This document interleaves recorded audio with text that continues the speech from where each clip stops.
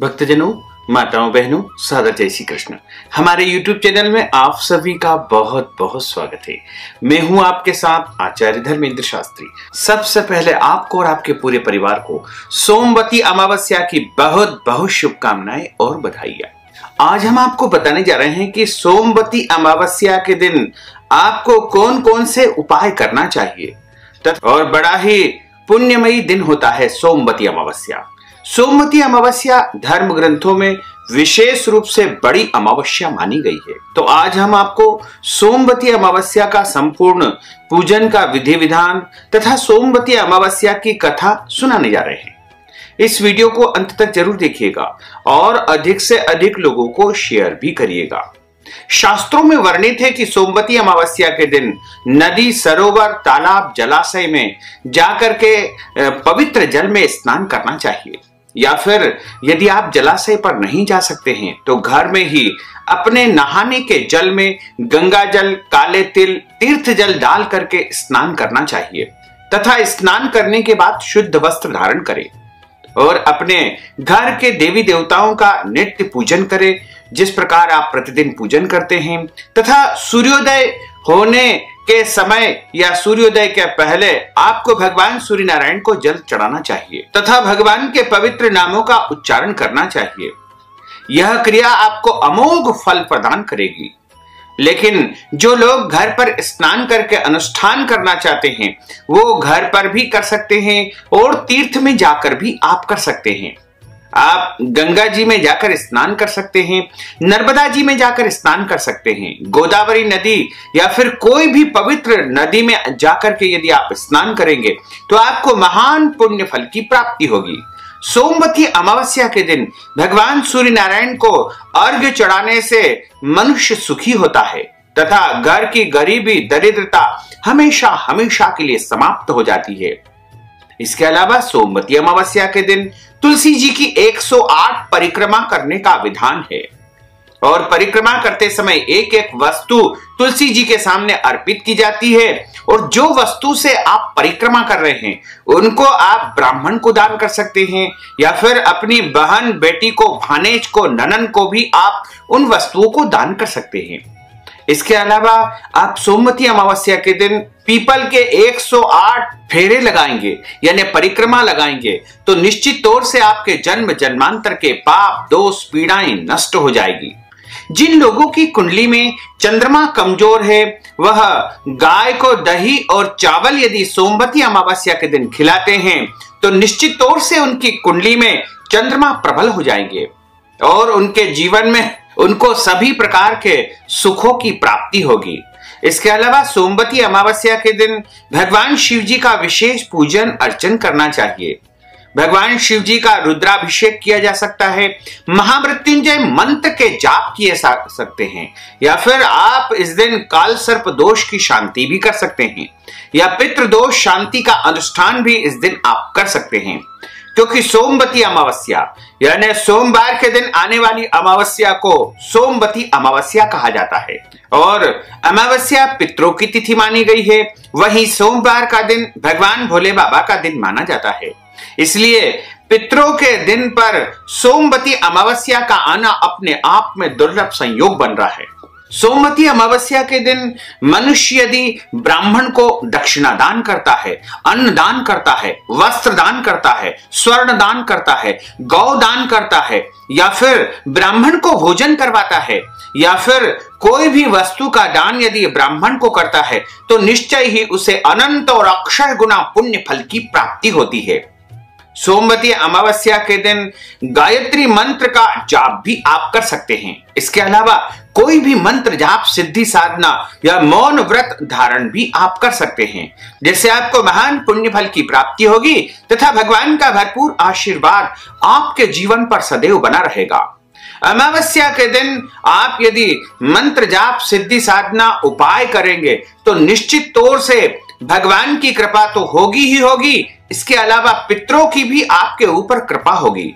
क्योंकि सोमवती अमावस्या के दिन यदि हम कोई भी उपाय करेंगे तो पितरों को भी परम शांति प्राप्त होगी तथा हमारे घर के परिवार के पितृ दोष समाप्त होंगे और हमारे जीवन में सुख, शांति, समृद्धि का वास होगा। वैसे तो अमावस्या पूरे महीने में हर बार एक बार आती है, लेकिन ऐसा कम ही होता है जब सोमवार के दिन अमावस्या का पर्व हो। सोमवार को अमावस्या बड़े भाग्य से ही आती है। पांडव पूरे जीवन तरसते रहे, परंतु उनके संपूर्ण जीवन में सोमवती अमावस्या नहीं आई थी। इस दिन पवित्र नदियों में, तीर्थों में स्नान, गोदान, अन्नदान, ब्राह्मण भोजन, वस्त्रदान आदि विशेष रूप से माना गया है। सोमवार चंद्रमा का दिन है। इस दिन अमावस्या को सूर्य तथा चंद्रमा एक सीध में स्थित रहते हैं, इसलिए यह पर्व विशेष रूप से पुण्यदायी माना गया है। सोमवार भगवान शिव का दिन होता है और सोमवती अमावस्या तो पूर्ण रूपेण भगवान भोलेनाथ को समर्पित होती है। इस दिन यदि गंगा जी जाना संभव न हो या तीर्थ में जाना संभव न हो तो प्रातः किसी नदी या सरोवर आदि में स्नान करके भगवान शंकर, माता पार्वती का विधिवत पूजन अर्चन करना चाहिए। और अमावस्या के दिन किसी भी वृक्ष से पत्ते नहीं तोड़ना चाहिए और किसी भी पेड़ पौधों को काटना नहीं चाहिए। और इस दिन आपको किसी भी गरीब, याचक या भिखारी को पीड़ित नहीं करना चाहिए। और इस दिन किसी भी तरह से कोई अनैतिक या गलत कार्य नहीं करना चाहिए। अमावस्या के दिन क्रोध नहीं करना चाहिए। अमावस्या के दिन लड़ाई, झगड़ा, वाद विवाद बिल्कुल नहीं करना चाहिए। चूंकि अमावस्या पितृ कर्म के लिए मानी गई है, इसलिए इस दिन शुभ और मांगलिक कार्यक्रम वर्जित माने जाते हैं। इस दिन केवल पितृ कर्म तथा दान पुण्य कर्म ही आप कर सकते हैं, यानी अमावस्या के दिन नए कर्म करना वर्जित माना जाता है।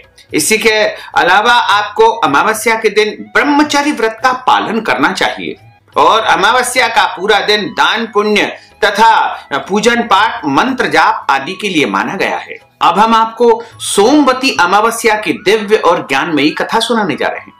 कथा प्रारंभ करने के पूर्व गुरुदेव की स्तुति करते हैं तथा भगवान की स्तुति करेंगे और उसके बाद आपको कथा का श्रवण कराएंगे।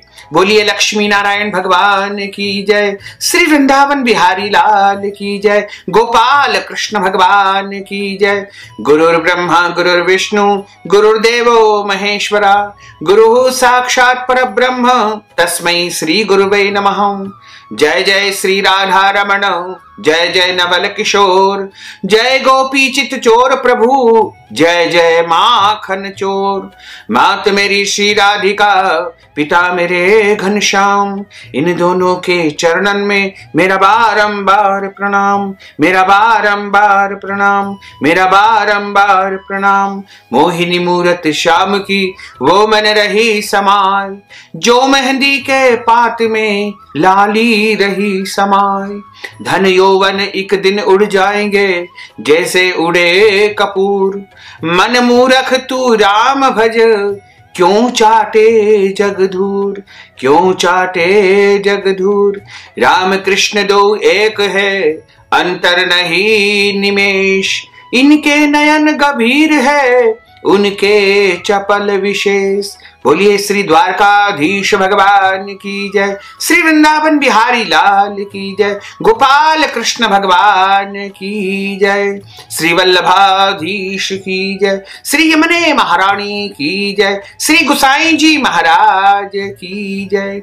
भक्तजनों, माताओं, बहनों, आपकी सेवा में हम सोमवती अमावस्या की दिव्य और ज्ञानमयी कथा प्रस्तुत करने जा रहे हैं। यह कथा बड़ी ही ज्ञानमयी है। एक समय की बात है, राजा युधिष्ठिर ने भगवान कृष्ण से पूछा कि हे प्रभु, सोमवती अमावस्या कब आती है तथा इसका क्या महत्व होता है? कृपा करके आप विस्तार पूर्वक मुझे इस विषय में समझाइए। तब भगवान कृष्ण बोले कि हे राजन, सोमवार के दिन जब अमावस्या आती है तो इसे सोमवती अमावस्या कहा जाता है और इस अमावस्या को सबसे बड़ी अमावस्या माना गया है। जो मनुष्य सोमवती अमावस्या के दिन प्रातःकाल ब्रह्म मुहूर्त में जल्दी उठ करके स्नान करता है तथा स्नान करने के बाद में सूर्य भगवान को जल अर्पित करता है और तुलसी जी की 108 परिक्रमा करता है या फिर पीपल के वृक्ष की 108 परिक्रमा करता है, उसे अनंत और अक्षय गुना पुण्य फल की प्राप्ति होती है। और सोमवती अमावस्या के दिन जो मनुष्य ब्राह्मण को दक्षिणा दान करता है, अन्न दान करता है, ब्राह्मणों को भोजन करवाता है या फिर ब्राह्मण को वस्त्र दान या अन्य कोई भी दान यदि सोमवती अमावस्या के दिन करता है तो निश्चित तौर से उसके जीवन में उसे समस्त सुखों की प्राप्ति होती है और उसके पुण्यों का उदय हो जाता है, क्योंकि सोमवती अमावस्या महान पुण्यदायी दिन माना गया है और बड़ा ही दुर्लभ दिन होता है। तो भगवान कृष्ण कहते हैं कि हे राजन, सोमवती अमावस्या के दिन प्रत्येक मनुष्य को पुण्य कर्म अवश्य करना चाहिए, जिसके उसके पुण्यों की वृद्धि होती है और निरंतर वह अपने जीवन में उन्नति करता है, प्रगति करता है। सोमवती अमावस्या की जो पौराणिक कथा आती है वो इस प्रकार है। एक गरीब ब्राह्मण परिवार था। उस परिवार में पति पत्नी के अलावा उनकी एक पुत्री भी थी। वह पुत्री धीरे धीरे बड़ी होने लगी। उस पुत्री में समय और बढ़ती उम्र के साथ सभी स्त्रीयोचित गुणों का विकास हो रहा था। वह युवा अवस्था को प्राप्त हो रही थी। वह लड़की सुंदर, संस्कारवान एवं गुणवान थी, किंतु गरीब होने के कारण उसका विवाह नहीं हो पा रहा था। एक दिन उस ब्राह्मण के घर में एक साधु महाराज का आगमन हुआ। वो उस कन्या के सेवा भाव से काफी प्रसन्न हुए। कन्या को लंबी आयु का आशीर्वाद देते हुए साधु ने कहा कि इस कन्या की हथेली में विवाह योग्य रेखा ही नहीं है, यानी इसके भाग्य में विवाह का योग नहीं है। तब ब्राह्मण दंपत्ति ने साधु महाराज से निवेदन किया कि हे प्रभु, कोई ऐसा तो उपाय होगा जिससे इस कन्या का विवाह हो जाए और इसके विवाह का योग शीघ्र बन जाए। साधु महाराज ने कुछ देर विचार करने के बाद अपनी अंतर्दृष्टि लगा करके, ध्यान लगा करके बताया कि कुछ दूरी पर एक गांव है और उस गांव में सोना नामक एक धोबिन निवास करती है। वह धोबिन अपने बेटे और बहू के साथ में निवास करती है, जो बहुत ही आचार विचार और संस्कार संपन्न तथा पति परायण है। यदि यह कन्या उसकी जाकर के सेवा करे तो और उस महिला की जो मांग का सिंदूर है वह इसके मस्तक पर यदि लगा दे तो इसका वैधव्य योग समाप्त हो जाएगा तथा इसका विवाह योग बन जाएगा। और वह महिला कहीं पर आती जाती नहीं है, वह अपने घर में ही निवास करती है। और यदि यह कन्या उसके घर जाकर के उसकी सेवा करे तो निश्चित तौर से इसके विवाह का योग बन जाएगा। यह सुनकर के ब्राह्मण दंपत्ति अत्यधिक प्रसन्न हुए और अगले ही दिन अपनी बेटी को आज्ञा दी कि जाओ उस सोना धोबिन की जाकर के सेवा करो और उसकी मांग का सिंदूर निवेदन पूर्वक अपने मस्तक पर लगवा लेना। इससे तुम्हारा वैधव्य योग समाप्त हो जाएगा तथा तुम्हारा विवाह का योग बन जाएगा।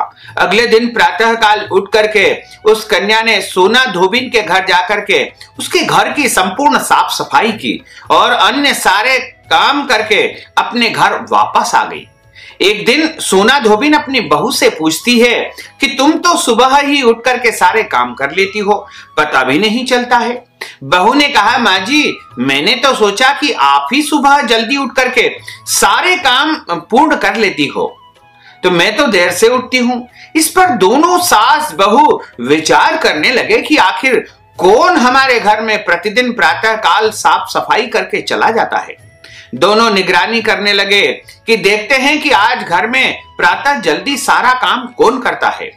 कई दिनों के बाद धोबिन ने देखा कि एक कन्या अंधेरे में ही उनके घर में आती है और घर का सारा काम करती है, सारा सेवा भाव करती है और अंधेरे में ही पुनः अपने घर चली जाती है। एक दिन की बात है, सोना धोबिन उस कन्या की निगरानी कर रही थी और अचानक वह घर का काम करके जाने लगी तो सोना धोबिन उसके पैरों में गिर पड़ी। पूछने लगी कि आप कौन हो और इस तरह छुप करके मेरे घर की चाकरी क्यों करती हो। तब कन्या ने साधु द्वारा कही गई सारी बातें उस सोना धोबिन को बताई। सोना धोबिन पति परायण थी और उसमें बड़ा तेजस्व था तथा वह तैयार हो गई। सोना धोबिन के पति थोड़े अस्वस्थ थे। उसने अपनी बहू से अपने लौट आने तक घर पर ही रहने को कहा। सोना धोबिन ने जैसे ही अपनी मांग का सिंदूर उस कन्या की मांग में लगाया, तुरंत ही सोना धोबिन के पति की मृत्यु हो गई। उसे इस बात का पता चल गया। वह घर से निराजल ही थी, यह सोचकर कि रास्ते में कहीं पीपल का पेड़ मिलेगा तो उसकी भौंरी देकर और उसकी परिक्रमा करके ही जल ग्रहण करेगी। उस दिन सोमवती अमावस्या का महान पर्व था।